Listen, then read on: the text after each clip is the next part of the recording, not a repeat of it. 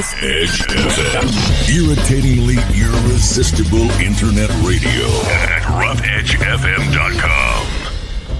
There's so much going on in your community that even in this age of information, it's tough to keep up. This show will help. It's all about what's new, what's happening, and what's out there. So if you're ready, sit back and listen up, Santa Paula. That's right, ladies and gentlemen. Listen up, Santa Paula. It is yours truly, as always, sitting in the captain's chair because John has not yet learned how to do it. Not yet. We're gonna do. Are we on camera? We are. I don't. I can't see myself, so I don't even know what I'm doing. You look good. I'm just staring at you, and I can't see what's going on. I understand, but you look good. Don't worry. Thank you. The camera's doing well for you. Good. So Good. there you are. Got my good side too. So. So, yeah, I have no idea what I was just saying. Did I say something? Anything meaningful? I don't pay attention. You weren't even listening. No, Okay. I was more worried about the picture. I was like, hey, am I on camera or not? I know you wanted to see your good side. I get it. So we are Listen Up, Santa Paula, but you know what? I think we need to broaden our horizons a little bit. Yes, that's something we should do. Yes, there's a whole world out there Beyond Santa Paula. beyond Santa Paula. Yes. And it's funny. I've been putting up posts lately. I'm doing some marketing for a couple of the businesses in Fillmore and Pyro, and I've been doing posts mentioning the Heritage Valley. Mm-hmm. There's a lot of hate out there, man. For the name? Oh my gosh. Oh yeah. Mm-hmm. That's why we've been in discussion about changing it. I know. I get like comments like, you should learn your history. It's on stolen land. The whole thing about stolen land, though, I think for the record, everybody stole land. Yeah. We're sitting right here at stolen land. I know. Everywhere in this country is stolen land. And the people who were supposedly here first stole the land from somebody. Yeah, it's So that's just me. But I get it. There's been a long history of this valley. The Heritage Valley name was come up because it was a marketing thing they came up with several years ago, probably 20, 25 years ago. Oh, wow. And there's a whole story on it. And I actually have a book, I think, on it, booklet that they kept and why it was formed. But it was more of a marketing ploy. Yeah, and, I understand because people that are in the valley understand that we call it the Heritage Valley.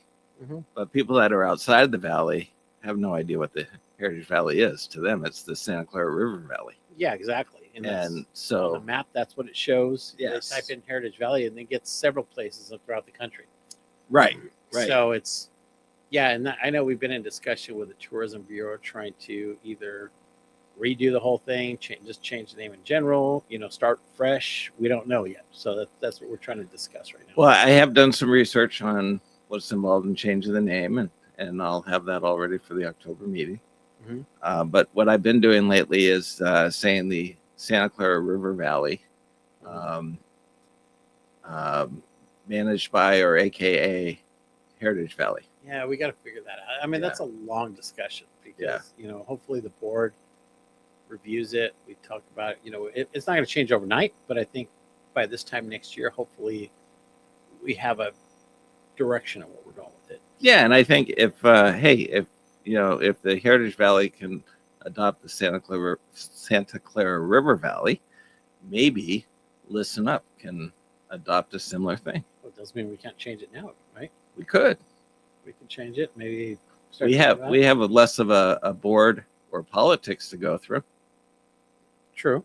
Yeah. I think it's the board is you and I think. I think so. Maybe our producer, Julie. So, but. Well, technically our producer is Scott. Our executive producer, Julie. Well, okay. Yeah. We can't do anything without the boss saying okay. No, I know. And I'm sure your boss lady is in control with everything as well. About 99.9% of the time. Yeah. Uh-huh. Exactly. Yeah. I get a little sliver once a year, Oh, she throws you a bone every so often? Maybe once a year I get that. See, if you ask Julie, she'll tell you that I get the bone all the time. I'm not even going to comment on that one. Left yourself open on that one. I know. So we'll see. We'll have some more updates on where this is all Yeah. going. But I think it's I think the Santa Paula, Fillmore, Piru area are small enough that joining forces and really tackling this at a higher marketing level, Yeah. will make sense for everybody. Yeah, we've talked about over the years, since Fillmore doesn't have a chamber of commerce, about Right. even our chamber expanding, but that isn't in the cards at this time. So there's been talk of creating a business organization apart from the chamber and some other things. That's going to be like this overarching thing for the entire valley. So Right. that's been discussed over the years. So, and that would tie in maybe the tourism bureau with it. So there's numerous different things that have been talked about over the years. But it takes some finding the right leadership. It takes funding. Funding is always that's what makes this whole thing work, and it's just not in the cards this time right now. We talked about before COVID, and then once COVID hit, everything kind of got put on the back burner. It also takes making a decision. Mm-hmm. Sometimes the inability to make a decision is more comfortable than the actual decision itself. Yes. To sit there and be undecisive and to kind of bang it around a little bit, toss it around or whatever, feels a lot safer than. Every once in a while, you got to pull Make- the Band-Aid off. Yeah, exactly. Move No, on. That's a good metaphor. Yeah. So hopefully we can figure this out with the name change here, and the discussion with the tourism bureau. Maybe we can be the leader. Hey, maybe we start our own organization. You never know. You never know. That's right. Hey, so you never know. And next year's a different year. So Maybe it will be listen up, United States.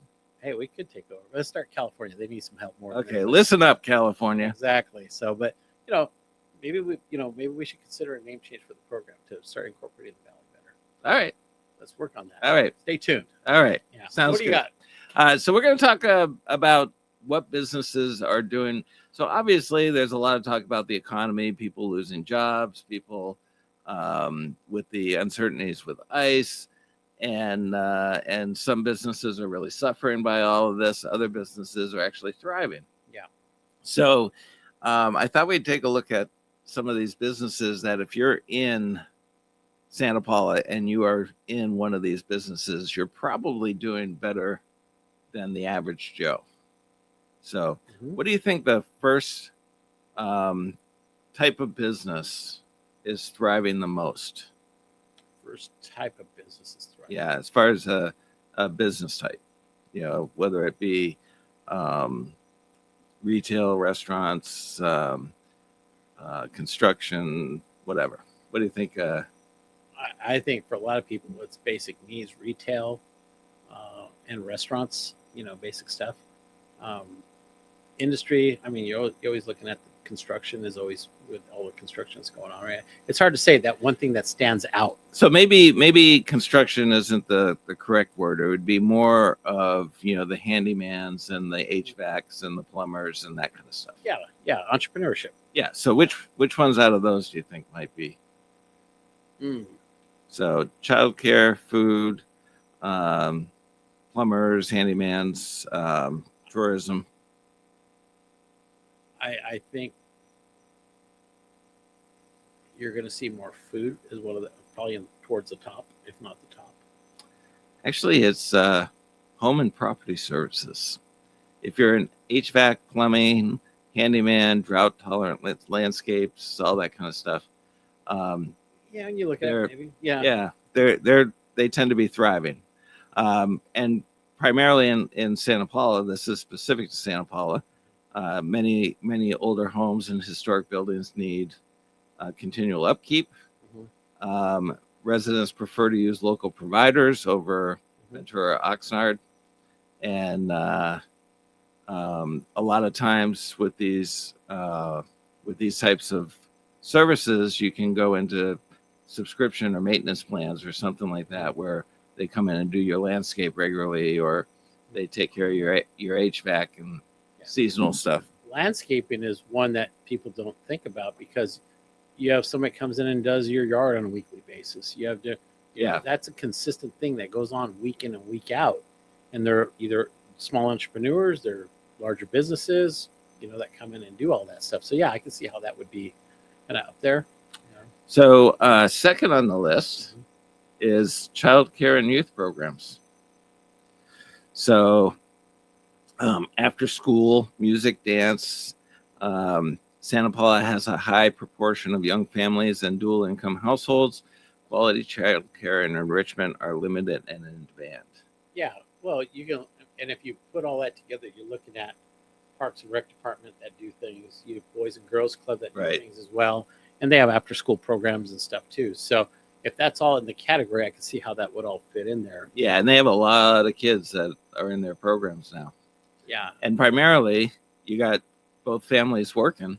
Mhm. Your kids either go home to an empty house or you get them enrolled in some type of program, whether Yeah. it's free or just Or not. childcare. I mean, my granddaughter's in childcare through one of the schools, and so both her mom and dad work. So it's like it's just, but you see a lot of that. A lot of that happens. So, and then there's it's not even counting the private childcare that's going on. Oh, I know. You add the private childcare in there, is probably number one. Yeah, It really is when probably. you look at it. Oh, yeah. 'Cause, you have maybe you have a grandma that ends up watching 2 or 3 grandkids and stuff. That's their job, or an aunt or somebody or whatever. Right. Home daycares, does it include all the licensed home daycare? Oh, yeah. So if you put that in there, because there isn't as we're getting younger as a community, there's going to be more of a need for childcare, Right. like every city. Now we get to your item on the list. Affordable food and specialty dining. Mhm. So more examples are like the taco trucks, Mhm. coffee, Panaderies, Panaderías, What is that? bakeries. Bakeries. Mhm. All right, with evening hours. So, because of our agricultural heritage, and people have a steady appetite for quick, fresh, local source meals, and so food trucks do really well when they drive around to the different businesses. And Because it's quick and easy and affordable. oh yeah, It really is. Yeah. But there are businesses here, or food trucks here, that have permanent spots. yes, Community. You've seen that. There's one that's stationed at the car wash down over here on Harvard. Another one that's at the oil lube place on Right. SB Lube Stop that's on the corner of 8th and Harvard. and they're a new member. They're one of our members, yes. There's one that's over there at the liquor store on the corner of 12th and Main. That one's parked out there. And amongst some other ones that are around town. I think there's another one just up the street right here too at one of the liquor stores at night. Late Oh, at night. okay, But they have a huge following, and they do all their marketing through social media. right. But they're highly successful. But it's affordable. It really is. So, And one of the things that tends to be nice about this is that residents know that those are kind of family run. Oh, yeah.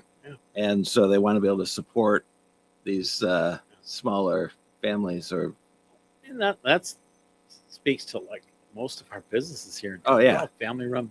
You have your McDonald's, you have your other fast food places, and they're always going to get their business. But I know when my wife and I want to go to a restaurant, we want to support a small business. We could always go to the chain restaurants Right. or whatever, but we want to support those husband and wife, the other family type businesses, because it makes because that money's going to be reinvested in the community as well. yes. And they're trying to raise their families and their communities and stuff. And so they're trying to make a living, like everybody else. I have a great sign that says when you support a small business, you're supporting putting food on a family's table. You're supporting putting the child into daycare. You're not supporting CEOs, salary or their third vacation home or their private yacht. The last 2 years, we've put out for what it's called Small Business Season that the Chamber's been part of, and we get posts, that we were doing on social media, and they give us a something to post every day. And there was a breakdown as far as like how your dollar is spent when you shop local. And it shows the breakdown, just so you're talking about. It gets reinvested within the community for groceries, for daycare, for whatever. But it's the entrepreneurs are reinvesting it within their own community. So I Right. think I want to say it's I'm trying to remember if it's 60% of for every 60 or 70% of every dollar that you spend on a small business gets reinvested in the community. I could definitely see that. Yeah, I mean, when you have something here, what do? You might go and buy something at a local restaurant because you're supporting another thing. If you live here, then or you're even where you live. I mean, you're reinvesting within your community too. Well, we spend, we do live in Ventura, which I mean, I would love to be able to move out to Santa Paula, but that's not in the cards right now. But we spend 90% of our time here, so we eat here. We do most of our grocery shopping here. Any of the the supplies, we go to the hardware stores here. So we even though we're not physically residing here, it's as though we are truly supporting the community. Because the dollar, business wise, but because that same dollar gets reinvested in the next business that you invest in, then it goes to the next business you visit. So that dollar could be reinvested 4 or 5 times down the line. Yeah, and it can get taxed, a dozen times. Well, yeah, you can't do much about that, but still, it's that just with you saying go in and go to a restaurant and buy something, that may affect several different families and other businesses because that business has got to buy supplies and they may go to a little local meat market and buy some stuff, or they need to go buy some fresh vegetables to add to it. They'll go shop local or something, or they have to go buy gas. They'll buy gas local or whatever. There's different things, so they're reinvesting within their community as well. Yeah. Yep. So next on the list is tourism, experience-based ventures. So we all know that the bikes, the rail cars, are doing incredibly well. Most of the time they're sold out. You can't just show up and say, I want to go on a rail car. You got to do it in advance. They have guided tours. We have the Santa Clara River kayaking. We have a lot of these event venues like the theater and all that kind of stuff. We have vintage and antique markets. And of course, we have one of the only magic shops in the general area, and one of like 40 in the entire country. So, question: where does the kayak club go kayaking here? I don't know. It says Santa Clara River kayaking. That might not be. I'm sure they go kayaking outside of Santa Paula, but it's like, hey, wait, you need to double check that one. What body of water do we have? Yeah. I'm just messing. Could be happening in Piru or somewhere out there. No, but so one of the advantages that we have is that we're close to Ojai, and we're close to Ventura, but we're less crowded. Yes. So, and a lot of day trippers want unique activities, and Santa Paula's got a lot of those.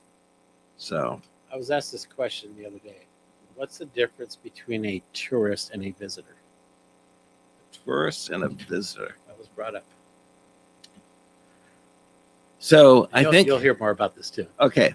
So I'm going to say a tourist is somebody who is actually coming here ready to spend money and engage in activities because they're out here to do something. A visitor might just be somebody who's come to somebody's home, or they might stop in and maybe they go to a restaurant or something like that, but they spend like $0 or very limited dollars within the community because they're not here for what Santa Paula actually has to offer. Am I correct? I've heard different versions of that, but yeah. Somebody mentioned that a visitor is somebody within the county that just come in for a specific reason in whatever city they go to. And a visitor is somebody outside of our area. Like Tourist would be somebody outside the county that's coming to look for that experience, the day experience, the weekend experience where, you go visit Thousand Oaks, you're going to come back to your house that night. Yes. So that you went to go visit that town or that specific place. So that's what was relayed to me. It makes sense. It does. Because I think, if you're a tourist, it'd be like going to LA and you have a whole day planned of activities. Oh, we're going to go see this. We're going to hit the Wax Museum. We're going to go into the Guinness Book of World Records. We're going to see the magic show. We're going to see this. And so you're going there for the sole purpose of engagement. Yeah. Whereas out, for Santa Paula, if I am in Camarillo, I can come visit Santa Paula, hit the magic store, and leave. Go back home. And so my point of coming here is not to engage in the local activities and to spend a day and to drop. You money. might when there's specific things, but for the most part, you're leaving and Yeah, you're only they're supposed to one-offs. specific- Yeah, exactly. Yeah. So I just thought that was interesting, and it made sense when that person told me that. I was like, yeah, you're right, because Yeah, when you plan when you plan a trip and stuff, you're going to go visit an area. You're going to go and be a tourist at that location or whatever it is. So, because you're going to spend the weekend there, you're going to do all as much experience as you can. So, yeah. I can definitely see that. Yeah. So, So, the other business that tends to do well is local professionals because it's an ongoing service, whether it be bookkeeping or marketing or IT support, small farms. So those types of things are recurring, and they tend to do yeah, pretty well. Because, service industry in general. Yeah. So that's always, especially, and it's more in a small town. Well, any town you see that, but has a bigger impact in a smaller town, I think. Yeah. And of course, one of the things that we probably suffer in the most is the ability to do bilingual outreach in Yeah. Santa Paula. That is always tough because there's, when you talk about translating stuff in Spanish, but there's different dialects of Spanish. There's Yes. different forms of it. So, not just that, but in other languages. So how do you? It's hard to get to cover every angle. Predominantly Spanish is the predominant. Right. There's different dialects of Spanish that, So if you understand Spanish, would you still be able to communicate to them, right? It would just be I think for the most part, I think there's just specific words and meaning of these words that you have to understand for the different dialects. it kind of might flip a little bit. Yeah, because Yeah. sometimes you say something that means one thing, and then in a different dialect within Somebody's that language, putting up their fist saying, "You said what?" you're telling them one language is a compliment, the next minute you want to fight them. Yeah. Something. But, and I don't know the other dialects that are within it, but there's, and you got to be aware of that, especially in a highly Hispanic area. So you try and do the best you can. You're never going to get it right, Right. but at least you can provide options, and hopefully it works out. So, Yeah, the one nice thing is if somebody does come in that speaks Spanish and they're trying to communicate to us, we can always put our trusted little phone, put it on translate, let them say what they're trying to say, look at it, respond back, let them hear it. So unlike the old days where you were totally hosed, and there was just absolutely no way of bridging the gap between the two, we can at least do a little bit better job. But if you are in Santa Paula and you don't have bilingual capabilities, that is definitely a hindrance, which is something that we suffer with. I mean, I understand quite a bit of Spanish. I should know more. I'm not as confident speaking it. I can survive if I had to, but I just don't have the confidence level yet to do it. Yeah. Speak. But I understand almost everything. So if somebody's trying to say something bad about me, I know what they're talking about. So You can pretend like exactly. I would be like, I don't know. whatever. I'm like, okay, now I know. Now I know. But you're on my list. exactly. So a lot of people have been on my list lately. I don't know what it is. So It's a growing list. it's a growing list. Oh, I man. got to reduce that. Yeah. So Well, so what do we got going on? I know event-wise, things feel like they're a little slow this fall. yeah, it's tough as we get into the holiday season. We have our cruise night coming up. That's October 2nd or 3rd, whatever it is, the 3rd, I think. But October 2nd, we have our Taste of Santa Paula. So that's 2 weeks from tomorrow. So we're trying to, we're looking for, now it's all about ticket sales and helping support the restaurants. So we ask that if you're interested in it, they can go to the Chamber website, and there's a link in the calendar section for tickets. You can go on all of our social media pages. There's tons of links. I think it's on the Tourism Bureau site too, isn't it? Or something like that. Yes. It will be. It is. But there's plenty of ways to buy tickets. And And if you're buying a ticket, and then a good chunk of the proceeds go towards paying back the restaurants for what they're there and doing. Right. So And how many people do we have tickets sold to? What's the capacity? capacity for this whole thing will be 200. So that's kind of what we're looking at right now. I'm just going to pull it up real quick here. See what here it is. Okay. Sorry, a little challenging with my phone right now. So yeah, we could fit about 200 to 250 in there comfortably for what we're trying to do. So we're about a quarter of the way there right now. Okay, so we need some help some people to pushing reach this. out and get this thing Can moving. you pull up the site and see? I can. So what do we? Pull up social media. You can just look at, or you go to the chamber website. Okay, I'll do the chamber. And then go to the calendar page. Got it, Santa Paula. Yes. Automatically go. Okay, so Calendar page. calendar. You'll see it right. Go to October. There it is, right there. Right there. Yeah, so October 2nd at the Palazzo Mhm. from 5 p.m. to 8 p.m. Mhm. And Click on let's- full details. There you go. so your tickets are being sold on Eventbrite. Yep. Mhm. All right, so if you go to the Santa Paula Chamber website, santapaulachamber.com, click on the calendar, go to October 2nd, you'll see the 4th annual Mhm. Taste of Santa Paula. How many restaurants do we have so far? We have Being 13 represented? participating businesses. 13? 13 at the time right now. Okay. And so, and we're getting close to capacity for that because we don't want to expand it too much because it'll be too crowded. We Yeah, want to and then comfortable. The businesses aren't going to be able to recoup a lot of the money because it's going to be spread out so Exactly. thin. But click on the Eventbrite site. So you can see where it's. Does this give the count?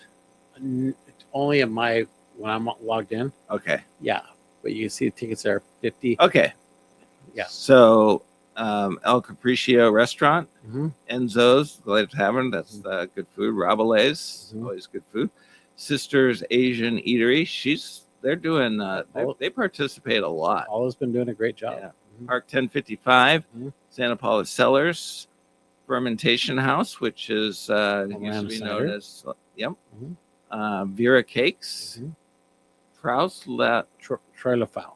Okay, They're a Ventura-based winery. and how do you say that? Troy LaFau. Okay, It- and the I next guess one? translates to Three Fools. Oh, nice. I'm actually a wine club member for That's this. awesome. So yeah, but their wine is great. They're on Market Street in Ventura, and they've been a huge supporter of what we're doing. So Very cool. And plus Claudia another winery. that's a Santa Paula-based winery. Okay, and then Native Bloom Winery. Another Ventura, a family entrepreneur business. Nice. And they're great too. They've been very supportive of what we're doing as well. Cool. And then we got Gunsmoke Barbecue, Mhm. R&Q Kitchen. They're Fillmore at the Chevy dealership in Fillmore. Oh, that's okay. Cafe Yep, there. We've eaten there before. Mhm. And the Giving Kitchen. Yeah, which is a home-based a business. They used to actually be part of David's Kitchen, and now what they do is they do more of a catering business type thing. So they asked if they could participate as well because they want to give back to the community because David Ragosa, who was the owner of David's Kitchen, he had passed away a few years Right. ago, cancer. So they're trying to keep his legacy going. And Well, that's so, nice. So they unfortunately couldn't keep the business open there, so they sold it off to Tacos El Terrazo, who's Right. another member of ours. But now what they're doing now is they're just doing home-based catering. So so they want to come out and showcase some of the things that they're doing too. So you're going to have live music Yes, there'll be some live music. and entertainment. What is the entertainment? Entertainment is pending right now. Or is that just live music? I think it's just in general. Okay. So, And then you got exciting drawings and giveaways. yeah, we've got a lot of prizes that were donated by a lot of our businesses. And what is Poker Walk?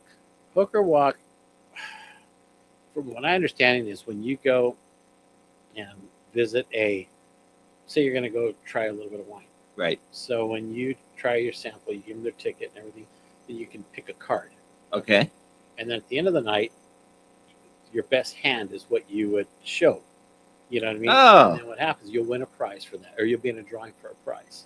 That's cool. Yeah. So you could have, if you go to 8 different stations and you have 8 aces, you're probably going to win something, or at least be in the hunt for something, But usually it's kind of loosely based, so everybody will, the goal is if we have enough prizes, a lot of people there will get a prize. That's really cool. So, but when you buy the tickets, you'll get a wine glass to go use, a small little wine glass and stuff. And so it just, every ticket that you buy goes towards the businesses. Right. So, and that goes into helping support what they do too. It's a great event.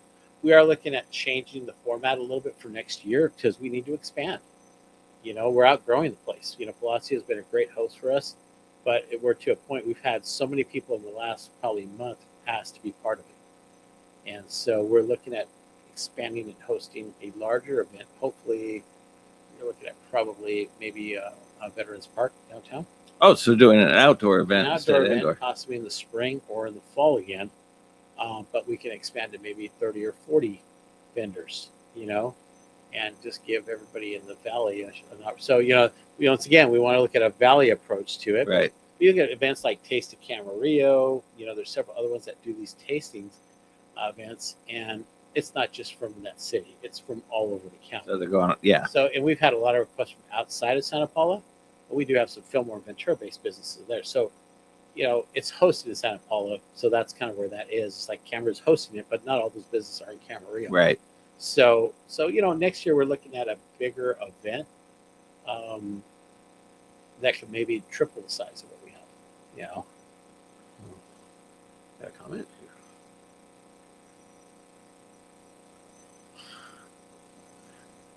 Okay. I can't read it from here, so Well, yeah. we'll talk after. So Okay. Well, anyway, it's a kind of a spamish thing. okay, yeah, there's a lot of that going around right now. We're going to just get rid of that. I've been getting these crazy texts lately from numbers I have no idea about. Oh, I know. Somebody asked me yesterday. I get a random text. I'm with my wife. It says, "Do you want to share a hot pot with me?" Is it I don't know if it's a Korean dish or whatever. And I show my wife. I go, I don't know who's doing. And it happened again. It happened twice over the weekend. And I'm like, okay, and it's spam because I don't know the number, So I got this text. Hey, how's your day going? I said, great. How's yours? And it says, it's great to hear from you. I'm fine. And I said, oh, remind me who this is. I don't have it on my contacts. Uh-huh. And she's like, oh, it's so-and-so. Remember we met at the museum in New York City? I'm like, oh, yeah. That was such a great time. How are you doing? I miss you so much. And she's like, well, can you send a picture of you? So I sent her some young looking. She's like, you're a lot younger than I thought. And I'm like, no, it's just, it's just the way I'm dressed. But man, how are you doing? It's so great to hear from you. And then she's like, oh, I'm doing really well. So you want to get together? And I said, I would love to. Man, I've been waiting for you to call. I can't believe you finally reached out to me. And then she went silent, and I'm like spamming her back with all these messages going, where'd you go? Don't leave me now. You just came back into my life. Did you ask her for a picture? She'd ask her a picture. That would have been interesting to see what you got. Yeah. But you engage. I don't engage. I delete and report it, Occasionally I engage because I'm just looking for some entertainment. Oh my God. I a lot of times I'm stuck in the office by myself and I'm here and I got nothing going on. Well, I mean, I always got something going on, but I just need that little release. And so we're running out of time, but did I ever tell you the story about the IRS? I think you did. Did I do it on the air? I don't know if you did on the air. Oh, okay. So I get this call from somebody saying that they're, IRS agent and there's a warrant out for my arrest. And because I have this past due tax bill. Mm-hmm. And so I'm like, oh my gosh, I can't be arrested. I just got this new job. What am I going to, how do I take care of this? I didn't even know I had a tax bill. And so the guy's like, well, sir, that's why I'm calling. And, we can get this rectified. And I'm like, oh, we have to, I just got this new job. And if they find out that I'm I have a tax lien or that I'm going to get arrested for not paying my taxes, I'm going to lose my job. Yeah. And so this went on and on. And so finally I'm like, how can I like pay you right now? And he said, well, do you have a corner store? And I said, yes, there's a corner store just down the street from me. And he's like, okay, well, what I need you to do is go down and get an iTunes card. I'm like, an iTunes card? So I can pay my taxes with an iTunes card? And he said, yeah. He said, that's the easiest way to transfer the money to us. And I went, okay. Are they going to give me an iTunes card for $6,300, whatever it was?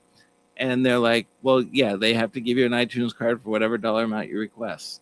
And so I'm like, all right, can you hold on? So I kept the dude on hold for about 10 minutes. Mm-hmm. And then I came back and I'm like, hey, they don't want to give me the iTunes card. I went in and they were like, we can't give you an iTunes card for $6,000. So I'm not sure what to do. And he's like, well, go in and get multiple iTunes cards for whatever the limit is that they'll allow you. Mm-hmm. And I'm like, okay, are you sure you can get paid by the iTunes card? Because the store clerk was a little curious. And he's like, yes, don't, they shouldn't be questioning you. So I said, can you please hold again? And so then I left him on hold for like another 10 minutes. Mm-hmm. And I came back and I'm like, so we're on the phone for 40 minutes now. Oh my God, that's way too much time. Yeah. And so I come back and I'm like, okay, I'm sorry, I ran. Okay, I got the iTunes cards. What do I do? And he said, all right, scratch them off on the back. And I said, okay, hold on. Mm-hmm. So I'm, doing that and I said, okay, what do you need? And he said, I need the number on the back of the iTunes card. And I said, okay, 7 6 6 3 2. Oh, hold on, I can't read this one. 3 2 1 7 8 4 9. And he's like, are you sure that's the right number? It's normally like 10 digits. And I'm like, oh no, so sorry, hold on. And so I read off a 10-digit number. And so the guy swears at me afterwards because obviously he tries it and he can't do anything with it. And he's like getting all pissed off and he starts yelling at me. And I'm like, dude, you're the one trying to swindle me out of $6,000. What the heck are you doing getting mad at me for? Exactly. And I said, at least I kept you on the phone and stopped you from screwing somebody else who wasn't quite as smart as I was. And you know how they like to prey on even like the elderly. Oh yeah. Like that. And a lot of times they get scared. They don't know. If there's nobody around to help guide them, that makes it harder. Well, if you get one of those phone calls and you're elderly, call me. I will gladly go over there and take care of them for you. You'd be pretty good at doing that. Yeah. Anyway, we are over time and quick show. Yeah, we got places to go, people to see, things to do. We have a council meeting tonight, which I'm gonna bring my blanket and lunch. It's a gonna pillow, be a and yeah. So, will you be there? Unfortunately, not. I have something to do at about 6:30. Okay. I'll jump on when I get home about 7:50. All right. Well, I'll make sure it's streaming for you. Yeah, that's what I do. Yeah, because I know a couple times you kind of went off the air, momentarily. We've had some technical difficulties. yeah. Uh-huh. And the only way to correct the audio issue is for me to turn the power off. Oh, okay. And bring it back up. So it's time to upgrade the system. Yeah, there's something quirky going on with it, and it seems like it happens on the longer meetings. Yeah, probably. Well, it gets overheating, it gets hot, and it just has to shut down. Yeah. So well, yeah, when the system says, "Hey, we're done here," it's 10:00. We're done. We don't want to do the last 4 items. The meeting's been a little bit too long. Yeah, but you know what? There's a lot of good stuff on the agenda tonight. There's a couple good presentations. So, it'll be a long one, but you'll be done by midnight tonight. Oh, good. Anyway, this is Listen Up Santa Paula, soon to be Santa Clara River Valley. We have to come up with a clever name because that's going to be Listen Up Santa Clara River Valley, blah, blah, blah, blah, blah, blah. Sound good. We got to come up with something different. We will. Yeah. Okay. With that, be safe. And remember at Listen Up Santa Paula, that's the other show. No. We believe in magic. We need a tagline. Yeah, we do. Got to come up with something. Okay. All right. You work on that. I'll work on it. I might have some time soon to work on it. So, good. Yeah. We're gone. This has been a Rough Edge Studios production.